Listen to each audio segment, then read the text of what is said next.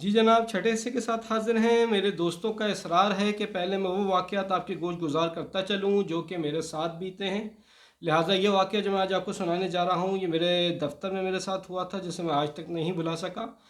میرے ایک دفتر کے دوسرے دفتر سے ہمارے ہیڈ آفس میں ایک صاحب جو ہیں وہ ٹرانسفر ہو کر آئے۔ میں فی الحال ان کا نام منظر سلیم بتا رہا ہوں، ان کا نام کچھ اور ہے احتیاطاً۔ باقی یہ ہے کہ ہوا یہ کچھ یوں کہ جی میں دوپہر کا کھانا اپنے باس اور اپنے دو ساتھیوں کے ساتھ دفتر کے تناور فرمانے کے بعد میری خواہش ہوتی ہے کھانے کے بعد کہ میں کچھ میٹھا مجھے میسر آ جائے، تو کوئی ٹافی، کوئی گڑ کا پیس یا کوئی بھی چیز۔ تو اس وقت اتفاق سے ایک اسنوپی آئس کریم اس زمانے میں بڑی مشہور تھی، اس کے کپ میں 3 4 کھجوریں تھیں، تو اس میں سے میں نے ایک کھجور کھائی اور پھر دوسری کھجور کھائی۔ تو میرے جو ساتھی تھے فرد بھائی، انہوں نے مجھے خاص طور پر ٹوکا کہ میاں ذرا دیکھ کے یہ کھجوریں منظر سلیم صاحب نے دی ہیں۔ اچھا، منظر سلیم صاحب سے میری پہلے دن ہی بہت اچھی دوستی اس وجہ سے ہو گئی تھی کہ ان کا ادبی ذوق بہت اچھا تھا، شعر و شاعری سے شغف رکھتے تھے، تو بڑی نستعلیق اردو بولتے تھے، بڑی ہی نفیس پرسنالٹی ہے ان کی۔ تو میری ان سے دوستی ہو گئی تھی، تو میں نے کہا منظر سلیم صاحب نے دیے، وہ تو اپنے شاعر دوست ہیں، کیا مسئلہ ہے؟ انہوں نے کہا مسئلہ کیا ہے یہ آپ کو پتہ چل جائے گا۔ اور دونوں ایک دوسرے کو بامعنی نظروں سے دیکھنے لگے اور مسکرائے۔ میں نے بہرحال کھجوریں 2 یا 3 کے قریب اس میں سے نکال کے کھا لی۔ دن تو خیر خیریت سے گزر گیا۔ میں گھر سے واپس دفتر سے گھر واپس آیا اور کھانا وغیرہ کھانے کے بعد مغرب کی نماز کے بعد میری آنکھوں میں جو ہے کھجلی سی شروع ہو گئی، سوزش سی، اور میں بس مستقل میں اپنی آنکھوں کو ایسے ایسے مسئلے آ رہا تھا، اور میں جہاں چھوڑوں پھر میرے وہ ایک دم سے بے چینی شروع ہو جائے۔ چند ہی منٹوں میں نے اپنی آنکھیں مسل مسل کے سرخ کر لیں، گھر والے پریشان ہو گئے۔ پھر میں میڈیکل اسٹور گیا، اس سے میں نے کوئی آئی ڈراپ کا کہا، اس نے دیا، اسے کوئی خاطر خواہ افاقہ نہیں ہوا۔ خیر بہرحال دوسرے دن میں دفتر گیا، دفتر میں بیٹھا ہوا تھا، تو ہوا یہ کہ ہمارے اس زمانے میں انٹرنشپ پہ کچھ اسٹوڈنٹس آئے ہوئے تھے۔ ان میں ایک لڑکی تھی جس کا تعلق کے پی کے سے تھا۔ آپ کو پتہ ہے وہاں کے لوگ بالکل سادہ ہوتے ہیں اور ایک دم سے جو بات دل میں ہوتی ہے ان کی زبان پہ ہوتی ہے۔ تو وہ لڑکی اتفاق سے میرے کو سرٹیفکیٹ میں کچھ اس کا لاسٹ جو تھا بنوانے آئی تھی، تو اس نے مجھ سے ایک دم سے کہا سر یہ آپ کی آنکھوں کو کیا ہوا ہے؟ تو میں نے کہا کچھ نہیں یار، وہ ہمیں رات میں کچھ کنکر شنکر چلا گیا تھا تو میں اس کو مسلتا رہا، اس میں سے لال ہو گئی۔ کہنے لگی سر پکی بات ہے ایسے ہی ہے؟ میں نے کہا ہاں ایسے ہی ہے، کیوں؟ کہنے لگی اصل میں نے کل رات آپ کو خواب میں دیکھا تھا۔ اب اس نے پورے بھرے دفتر میں ہم بیٹھے ہوئے تو اس نے ایک دم سے بات بولی، تو میں تھوڑا جھیپ سا گیا اور سب کی توجہ میری جانب ہو گئی اور اس کی جانب۔ میں نے کہا آپ نے مجھے خواب میں دیکھا تھا یار؟ مجھے دیکھا تھا؟ اس نے کہا جی۔ تو میں نے کہا اچھا کیا دیکھا تھا؟ اس نے کہا سر میں نے خواب میں دیکھا تھا کہ آپ کی آنکھیں جو ہے نا وہ لال ہو رہی ہیں، سرخ ہو رہی ہیں، اور آپ تلوار سے سب کی گردنیں اڑا رہے ہیں۔ اچھا یہ میرا سننا تھا، تو میں پریشان ہوا۔ پھر اس لڑکی نے کہا کہ میں بھی آپ کی سرخ آنکھیں دیکھ کے پریشان ہو گئی ہوں، اسی لیے میں نے آپ سے پوچھا۔ تو وہ جیسی لڑکی گئی تو فرد بھائی نے جذب توقع مجھے کہا کہ جی اور کھائیے منظر سلیم صاحب کی دی ہوئی کھجوریں۔ تو ہماری 2 نشستیں چھوڑ کے ایک اور صاحب بیٹھتے تھے، مشتاق صاحب، انہوں نے مجھے بتایا کہ جی کیا دیا ہوا میٹھے سے ذرا گریز کیا کریں۔ انہوں نے ابھی پچھلے دنوں ہمارے ایک دفتر کے ساتھی کو ریوڑیاں دی تھیں، اور وہ شوگر کے مریض تھے، اور وہ ریوڑیاں کھانے کے 10 منٹ بعد نیچے گر کے بے ہوش ہو گئے تھے، اور سب لوگ یہی سمجھے کہ ان کی شوگر ہائی ہو گئی، لیکن جب چیک کیا گیا تو شوگر ان کی ڈاؤن ہو گئی تھی، تو حالانکہ میٹھا کھانے سے شوگر بڑھتی ہے۔ اچھا مجھے یہ سننا تھا، تو میری یہ والی جو حص ہے، جو میرا پسندیدہ موضوع ہے، یہ مجھے وہ جاگ گئی، اور میں تھوڑی دیر بعد ہی جو ہے منظر سلیم صاحب کے پاس پہنچ گیا۔ وہ بیٹھے ہوئے کہنے لگے آئیے آئیے ریحان صاحب یار کوئی غزل سنائیں۔ تو ان کو میں نے کوئی غزل سنائی، وہ اپنی باتیں کرنے لگے۔ میں نے کہا اچھا منظر سلیم صاحب بات یہ ہے کہ میں کل ایک کتاب پڑھ رہا تھا۔ انہوں نے کون سی کتاب؟ میں نے کہا اسلام، جنات اور سائنس۔ بس میرا یہ کہنا تھا، تو ایک دم سے کہنے لگے کہ ریحان میاں ہماری جو زوجہ ہے نا وہ ہمیں اسلام آباد لے گئی تھی بر امام کے مزار پہ۔ تو وہ ہوا یہ کہ جی وہاں تو ہم چلے گئے، پھر ہم رات میں جس ہوٹل میں مقیم تھے، صبح کو وہاں کی بیل بجی، فون اٹھایا تو ریسیپشنسٹ نے کہا کہ جی کوئی آپ سے ملنا ہے۔ ہم نے کہا دیار غیر میں ہم سے کون ملنے آ گیا؟ تو خیر ہم جب دروازے پہ پہنچے تو وہ جن پیر صاحب کے نائب یا مرید کے پاس وہ لے کے گئی تھیں ہمیں بیگم صاحبہ، وہ ان کے کپڑے پھٹے ہوئے تھے، منہ پہ تماچوں کے نشان تھے، اور وہ ہاتھ جوڑے ہمارے سامنے ایسے کھڑے ہوئے تھے کہ مجھ سے غلطی ہو گئی۔ اچھا میں نے سمجھا نہیں کہ مجھے اس موضوع سے روکنا چاہ رہا ہے۔ میں کہا اصل میں منظر صاحب اس کے اندر یہ لکھا ہے۔ انہوں نے کہا بات سنیں، یہاں پہ ہمارے ایک اور جنرل مینیجر تھے، ان کا میں نے ٹیٹوا پکڑ لیا تھا، تو ان کی آخری سانسیں چل رہی تھیں۔ میں کہا اصل میں سنے تو سر، وہ تو میں نے اصل میں کتاب کے اندر تو ایک دم سے وہ چیخے، میرا دماغ خراب ہو رہا ہے۔ اور اٹھے اور چلے گئے۔ اچھا، ان کے برابر میں ہمارے شمس سعید صاحب ہوتے تھے، تو میں نے ان سے کہا کہ شمس بھائی، میں ان کو سورہ بقرہ کا ایک وظیفہ بتانے جا رہا تھا، اگر ان کے پاس واقعی جن ہے تو اس نے میرا دماغ، میرا ذہن پڑھ لیا ہے اور وہ اس نے ان کو بتا دیا ہے، اور اگر ایسا نہیں ہے تو یہ کچھ بھی نہیں ہے، سب ڈرامے بازی ہے۔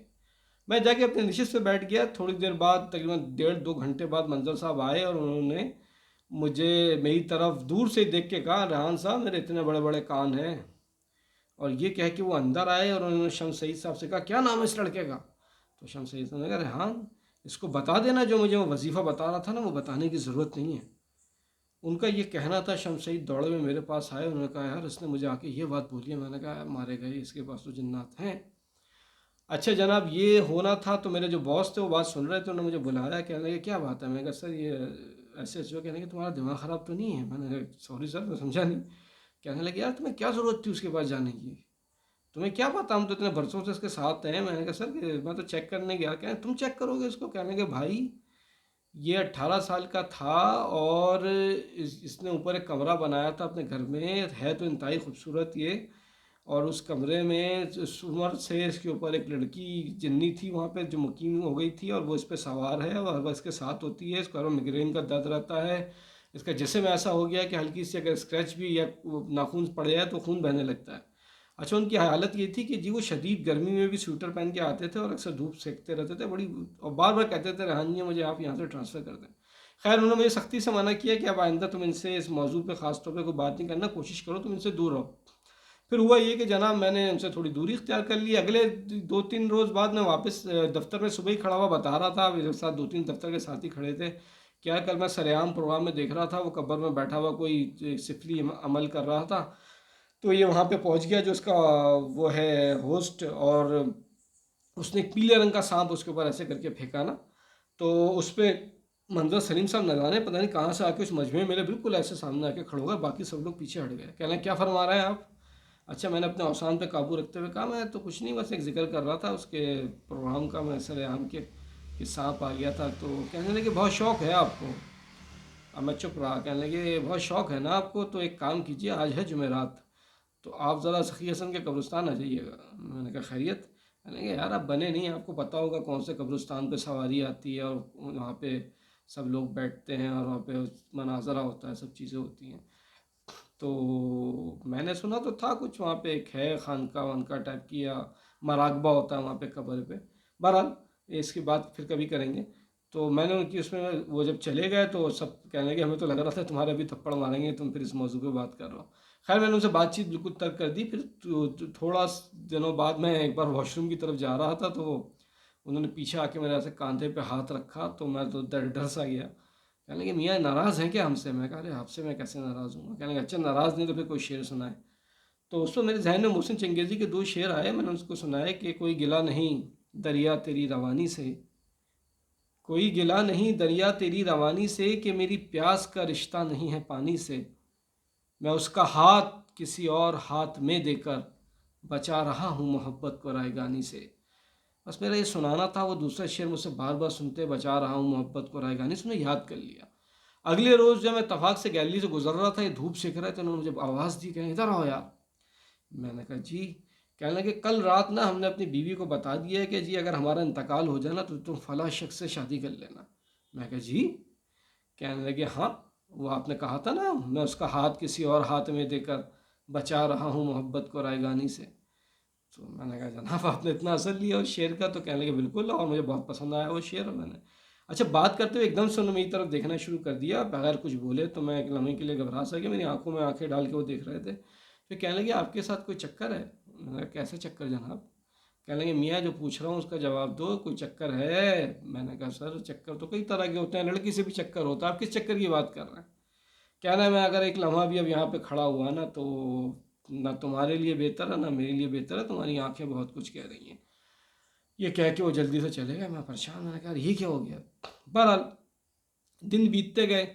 ہوا کچھ یوں کہ جی ہمارے ایک وہ بھی کے پی کے سے ان کا تعلق تھا، وہ وقتی طور پہ ہمارے سینئر ترین افسر تھے، وہ ان کو ایم ڈی لگا دیا گیا ادارے کا۔ تو ایک دن جو ہے وہ میں اپنے جو گروپ ہیڈ ایچ آر تھے اس وقت کے، میں ان کے ساتھ کھڑا ہوا تھا، تو ایک دم سے وہ اندر انٹر ہوئے، انہوں نے کہا وہ بھائی یہ کیا چیز ہے یہ منظر سلیم؟ تو ہم نے ایک دوسرے کو دیکھا، میں کیا ہوا سر؟ کہنے لگے یار وہ میرے کمرے میں بیٹھا ہوا ہے، مجھے گھورے جا رہا ہے، میں ادھر اٹھ کے آ گیا ہوں۔ تو انہوں نے کہا کیا ہوا؟ انہوں نے کہا پتہ نہیں یار، میں نے اس سے بس ایسی ایک بات کر لی تھی جن ون کے بارے میں بس وہ۔ تو وہ جو میرے اس وقت کے گروپ ہیڈ تھے انہوں نے مجھے ہنستے ہوئے کہا ہاں ریحان بتاؤ ذرا ان کو۔ میں نے یہ پورا واقعہ ان کے گوش گزار کیا۔ تو اس کے بعد انہوں نے کہا میری سنو، جو گروپ ہیڈ تھے انہوں نے بتایا کہ میں ریجنل آفس کے اندر اپنے تھا، اور ہوا کچھ یوں کہ جی مجھے اس کے بارے میں پتا تھا۔ اچھا اس کے بارے میں یہ بات مشہور تھی کہ جس کمرے میں جا کے بیٹھ جاؤ 10 منٹ تک وہاں سے باہر نہ نکلے نا، تو جا کے چیک کر لو وہاں کوئی سین چل رہا ہے۔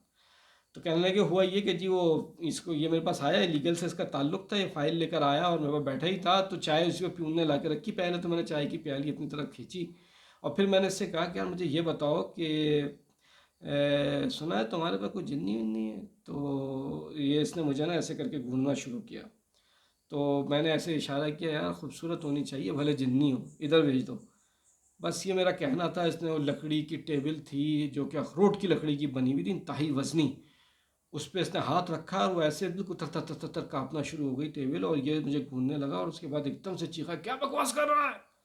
تو بس اس کا یہ کہنا تھا، اور میں بری طرح سہم گیا، شاید اس کی آواز باہر گئی ہوگی۔ تو وہاں پہ ایک عتیق صاحب ہوتے تھے، وہ آئے اندر، انہوں نے اس کے کاندھوں پہ ہاتھ رکھا اور انہوں نے کچھ پڑھنا شروع کیا، تو بالکل نارملائز ہو گیا ہے۔ اور اس کے بعد جو ہے کہنے لگا کیا ہوا سر؟ تو انہوں نے کہا کیا ہوا؟ تم ابھی مجھ سے بدتمیزی کر رہے تھے، تم نے مجھے کہا کیا ہوا، کیا بکواس کر رہا ہے؟ سر ان کو کچھ یاد نہیں رہتا تھا۔ تو انہوں نے کہا نہیں سر میں تو آپ کے پاس فائل لے کر آیا تھا۔ اچھا یہ بات ہوئی۔ اچھا ایک اور چیز عتیق صاحب کے بارے میں بتائی تھی کہ وہ ایک بار کہنے لگے ہوا یہ کہ جی اس کے بارے میں جب چیزیں مشہور ہونے لگیں، عتیق صاحب کا چونکہ روحانیت سے بہت گہرا تعلق تھا، تو منظر صاحب نے اپنے کمرے سے آواز دی کہ میرے لیے پانی لے کر آؤ پیون کو۔ پیون پانی لے کر آ رہا تھا، تو بیچ میں ان کا کمرہ پڑتا تھا عتیق صاحب کو، تو عتیق صاحب نے ان کو بلایا پیون کو، اس میں کچھ پڑھ کے پھونکا، کہا یہ پانی اس کو پلا، اگر اس نے آج پی لیا نا تو اس کے ساری جنی ونی سب بھاگ جائے گی۔ ہوا کچھ یوں کہ جی وہ پیون پانی رکھ کے آیا ہے، اور مشکل سے 2-3 منٹ گزروں گے، انہوں نے پھر آواز دی منظر صاحب نے اس کو، ارشد ارشد۔ اب وہ ارشد صاحب دوڑتے ہوئے آئے، انہوں نے کہا جی صاحب۔ کہنے لگے لے جاؤ یہ پانی اور عتیق کو ہی پلا دو، اور اس سے بولنا کہ آئندہ اگر اس نے اس پہ کچھ پڑھ کے پھونکا نا تو اس کی خیر نہیں ہے۔ اب یہ چیزیں اس کو پتہ چل جاتی نہیں۔ میرے باس نے پھر آخری چیز مجھے بتائی، میں نے ان سے کہا، کہنے لگے کہ بھائی ایک بار میں اس کی گاڑی جو تھی اس کے فینڈرز تک ایسے ایسے کانپتے تھے، مہران تھی اس کے پاس، تو ایک بار ہم جلدی نکلنا تھا تو میں نے اسے غلطی سے لفٹ لے لی، اور میں نے دیکھا گاڑی جو ہے شارع فیصل پہ، تو ٹائم بھی ایسی 2-2:30 بجے کا تھا، اتنا ٹریفک نہیں تھا، سٹ پٹ دوڑے جا رہی ہے، اور یہ بڑے آرام سے میری طرف دیکھ کے مجھ سے باتیں کر رہا ہے۔ کہنے لگے میں حیران تھا یار گاڑی اتنی تیز کیسے چل رہی ہے، لیکن ایک دم جب میری نظریں اس کے پیروں پہ پڑیں تو اس کے دونوں پیر بالکل سیدھے تھے، گاڑی خود بخود چل رہی تھی۔ اب انسانی عقل اس کو نہیں مانتی۔ کہہ رہا میں تو بالکل، میرا اوپر کا دم اوپر اور نیچے کا نیچے رہ گیا، اور میں نے ایک دم سے اس سے کہا بھائی منظر گاڑی روکے، مجھے ایک کام یاد آ گیا، اور میں کسی بہانے سے امتیاز یا کسی اسٹور پہ وہاں پہ اتر گیا۔ اور ہوا یہ کہ میرے اترنے کے بعد انہوں نے گاڑی ریورس کی، شیشہ نیچے کر کے بولے اللہ حافظ، بڑے مسکرا کے۔ تو یہ بہرحال وہ ان کو جب یہ بات بتائی ہم نے، تو انہوں نے جو ایم ڈی تھے انہوں نے فون کا بھائی اس کا یہاں سے ٹرانسفر کرو ٹرانسفر کرو۔ ہم نے اس کو ان کو انہوں مجھ سے کہتے تھے کہ مجھے ایک بار ٹرانسفر کرو، تو میں جب ان کا ٹرانسفر لیٹر ان کو دیا تو یہ بہت خوش ہوئے، اور میرے کان میں انہوں نے مجھے کہا، یعنی جہاں سے آئے تھے ہم نے وہیں ان کو واپس بھیج دیا، اس لیے کہ یہاں کی ٹھنڈ سے بہت پریشان تھے جو ہوتی تھی ہماری بلڈنگ میں، سردی اے سی کی وجہ سے۔ تو انہوں نے میرے کان میں کہا کہ ریحان میاں زندگی میں کبھی بھی میری ضرورت پڑے نا تو بس ایک بار مجھے پکار لیجیے گا، میں آپ کے کام آؤں گا۔ خیر وہ اس کے بعد چلے گئے۔ ان کا مخصوص انداز تھا کہ وہ ایک شعر لکھا ہوا ہوتا تھا پیج پہ، اور اس کے اندر 2 یا 3 ٹافیاں ملفوف ہوتی تھیں، مجھے بھیجتے تھے، اور میں کھانے سے باز نہیں آتا تھا، بسم اللہ پڑھ کے میں کھا لیتا تھا۔ اور یہ اگر کسی نے میرا افسانہ ٹافیاں پڑھا ہے تو اس میں واقعہ درج ہوا ہے۔ اچھا بہرحال تو ایک چیز اس کے اندر اور بتاتا چلوں کہ ان کے جو صاحبزادے تھے ان کا ایڈمیشن ہوا تھا آئی بی اے میں، وہ بھی بڑا عجیب قصہ ہوا، بس اس پہ میں کہانی وہ ختم کروں، بہت لمبی ویڈیو ہو گئی۔ ہوا کچھ یوں کہ جی ان کے جس دن بیٹے کا انٹرویو تھا اس دن یہ گھر میں لیٹے ہوئے تھے، میگرین کا درد ہو رہا تھا، اور یہ فرش پہ قالین پہ لوٹے لگا رہے تھے۔ بیوی نے ان سے کہا کہ حضرت دعا کر لیں بیٹے کے لیے، اس کا ہو جائے ایڈمیشن آئی بی اے میں، زندگی بن جائے گی، اس کا ایڈمیشن ہو جائے گا، ہم نے کہہ دیا ہے۔ بیوی آرام نے کہہ دیا، کس سے کہہ دیا اللہ جانے۔